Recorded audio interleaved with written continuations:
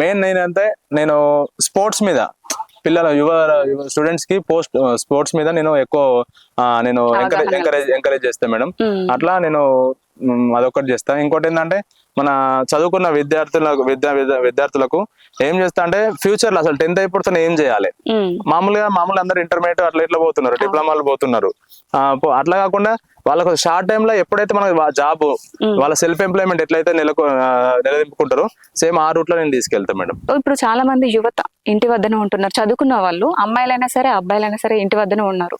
వాళ్ళ కోసం మీరు కొత్తగా ఏం చేయాలనుకుంటున్నారు మేడం? వాళ్ళ కోసం అంటే ఇప్పుడు సరే మేడం, ఒక్కొక్క లాంగ్వేజ్ లో ఒక్కొక్కరు ఆలోచిస్తారు మేడం. దానిలో నేను అనుకున్నది ఏంటంటే ఏ యువతకైనా ఫస్ట్ వాళ్ళు టైం వేస్ట్ చేయకుండా వాళ్ళని ఏ విషయంలో ఉన్నా కానీ నేను ఎంకరేజ్ చేసి బయట నుండి ఏమైతే మనకు సెంట్రల్ గవర్నమెంట్ స్కీమ్స్ ఉన్నా, మన స్టేట్ గవర్నమెంట్ స్కీమ్స్ ఉన్నా వాటిని అప్లై చేసి అమలు చేసి అలా నేను వాళ్ళని ఎంకరేజ్ చేసి ముందరికి తీసుకెళ్తా మేడం.